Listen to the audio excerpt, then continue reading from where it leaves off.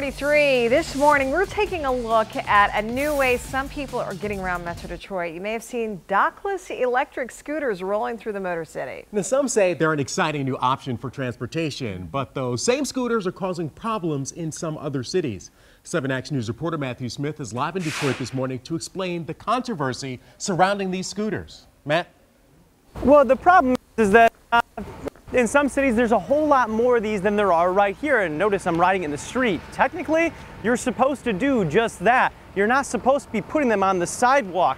They're dockless, which means that when you're done riding it, you can put it wherever. And therein lies the problem. In Detroit, they're removing them each and every night before they put them back on the streets. But when it starts up with sunrise, the whole cycle starts all over again with these things. They're simple enough, electric scooters. You show up, you scan a barcode, and away you go.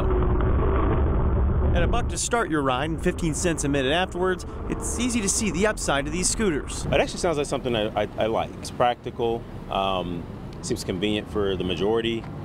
I don't see why it wouldn't do well in Detroit. The initial reaction to Bird's pilot program in the D seems fine, but in other cities, there's been outrage. Hundreds of scooters are confiscated daily in Santa Monica, California. People literally dedicated an Instagram page to showcase creative ways of destroying them there. This week, Milwaukee made it illegal to confiscate them.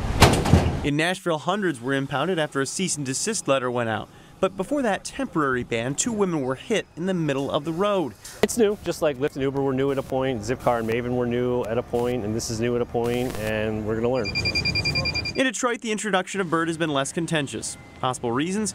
It appears fewer scooters are on the road. An issue in most cities is that a buildup of Bird scooters are blocking sidewalks. They're dockless, meaning people leave them wherever their ride stops. And in some cities, that's caused issues with where they end up. And there's the reality of people driving scooters up to 15 miles an hour where people walk. Bird tells people they're meant for bike lanes or the road. Bird also says they offer an in-app tutorial on safe riding and will ship out free helmets to all riders that request one. So when you start riding these things, you're not supposed to be on the sidewalk like this. And the idea is because, look at me, I can't stop before I get to my photographer. I have to walk back over here. These things, if you hit somebody on a sidewalk, could cause all sorts of issues. Now, I did reach out to Bird to talk to them a little bit about how this has kind of been rejected in some cities and they're pushing back against this and what they expect to be different here in the city of Detroit, which so far seems to be okay with how these things are operating. When I started asking those questions, they decided not to respond any further. They were live in Detroit this morning. Matthew Smith, 7 Action News. All right, glad nobody got hurt just now.